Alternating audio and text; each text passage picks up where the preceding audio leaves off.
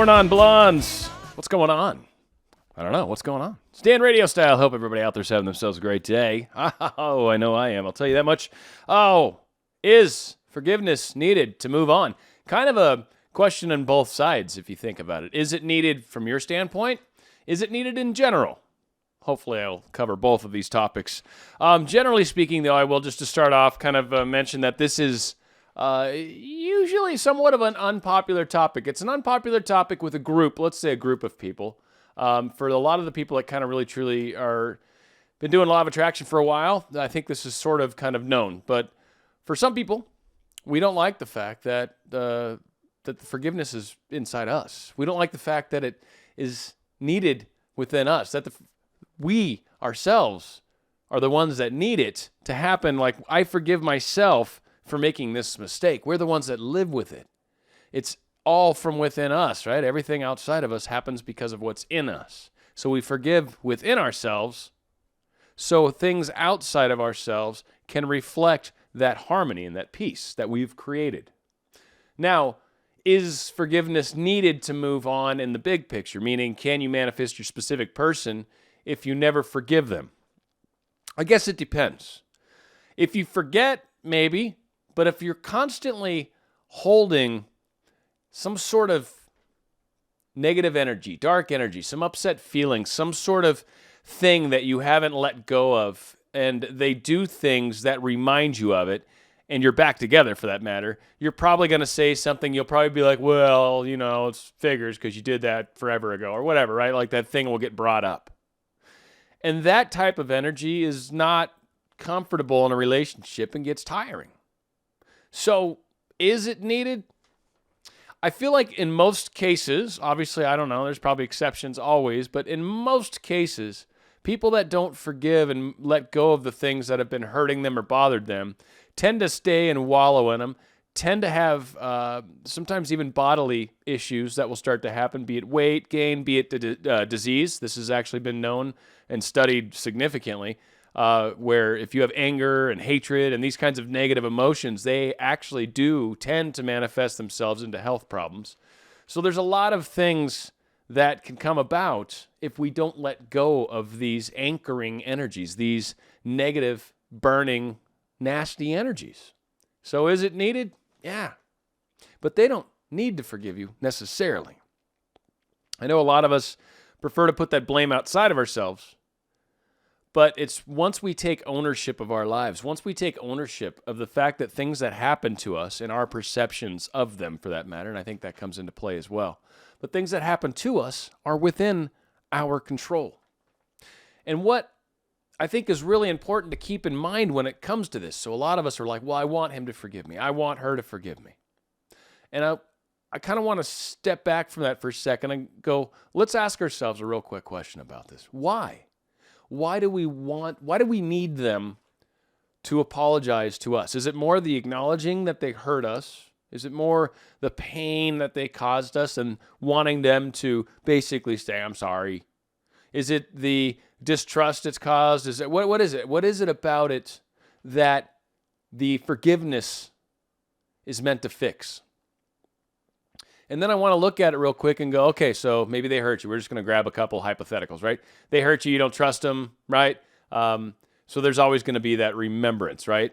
And so they've done this, it's really hurt you. You've had some days and weeks and months to really just let it percolate. Now you're just kind of angry in general. And then they walk up to you and go, I'm sorry. I'm really sorry. Here's some flowers. Does that change that at all? It makes them acknowledge, yeah, okay, they acknowledge they did something to harm me, and they feel bad about it, which, I don't know, a lot of us should probably give the benefit of the doubt. And most times, if you're with someone that's absolutely got zero empathy, that's not cool, but I think most people don't like to know they hurt somebody, when they're in a relationship especially.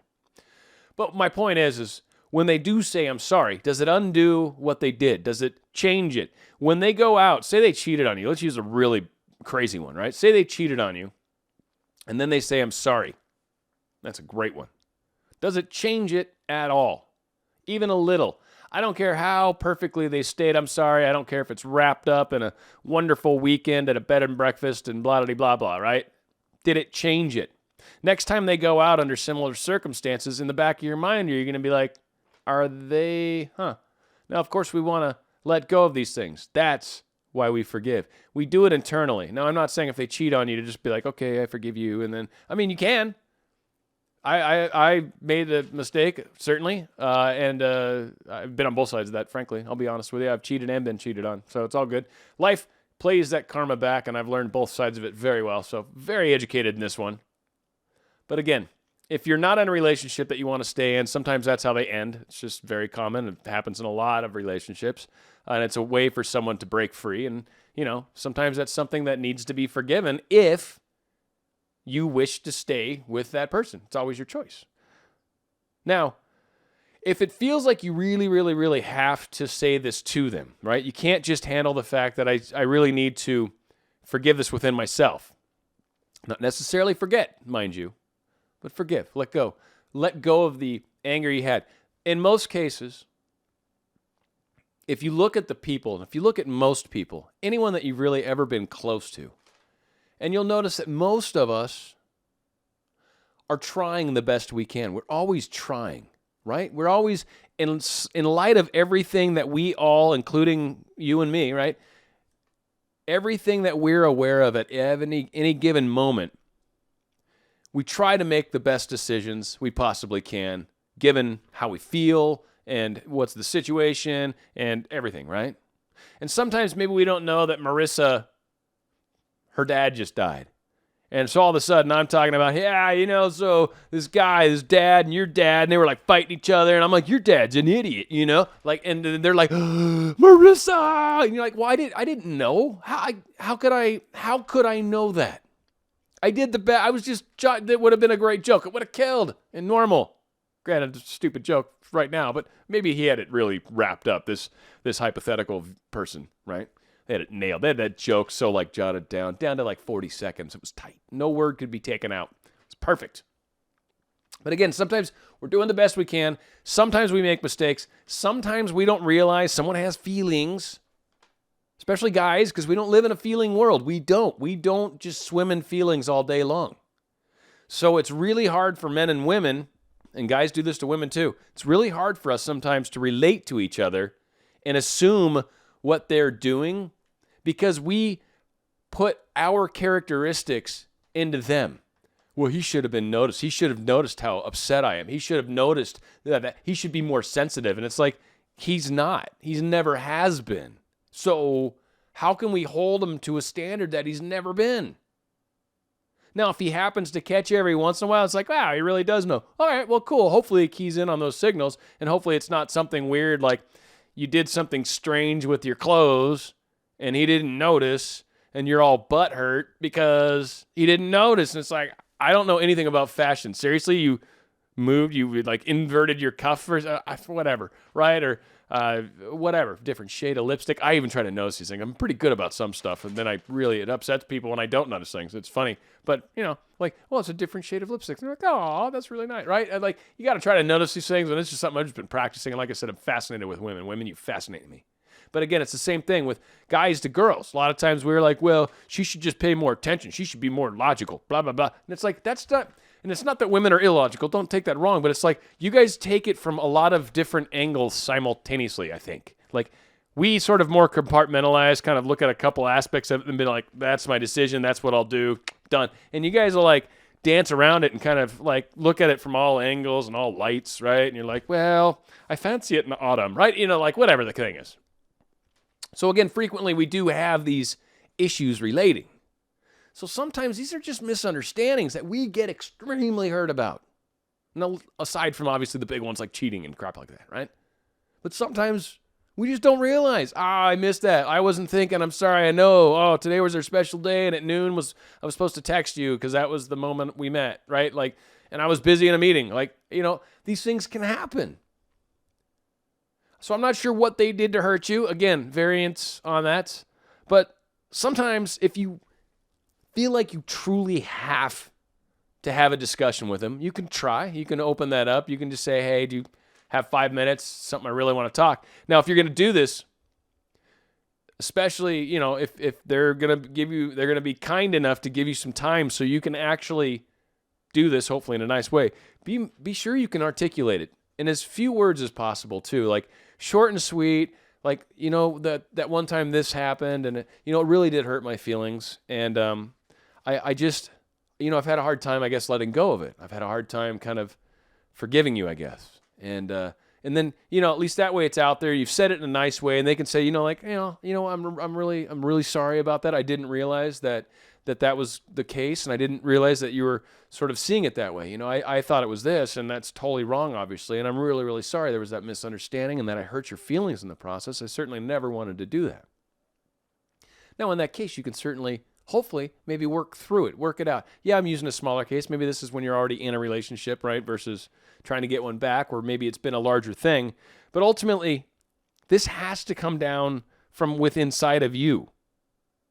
It's not them that's hurt by this, right? So say someone does something absolutely horrible, right? And they're like, call you a name maybe, and then they walk away. You're sitting there hurting. They're not. You're going to continue to stew over it for a period of time. They're not. Doesn't affect them. Or maybe it's your relationship person. They accidentally said something that hurt you, and then they go meandering off to mow the lawn, and you're like fuming inside. Again, it's not hurting them at all. And even when they come back and apologize to you, it's not hurting them at all. They didn't know they did anything, right? So, or don't care in the extreme cases. So this forgiveness is because of us. It's because of us churning in this and burning this and working this over and spinning it into stories and be like, well, if this happened, then it means this, then it means that. It's like, whoa, first off, 99% of the time you're wrong about most of that. Like the second we all start going, well, then this happened, then that means this. Oh, the second you start saying that means, it's one of my favorite things when people ask me, so they're like, so what you're saying is, and it's like, no. That's not what I said. What I said is what I said. I choose my words carefully. Sometimes they come out stupid and I just have to live with them. But no, don't try to take what I said and say I'm saying something else. It's like, no, that's what I said. So again, I think a lot of us do this sometimes is, well, then this must mean.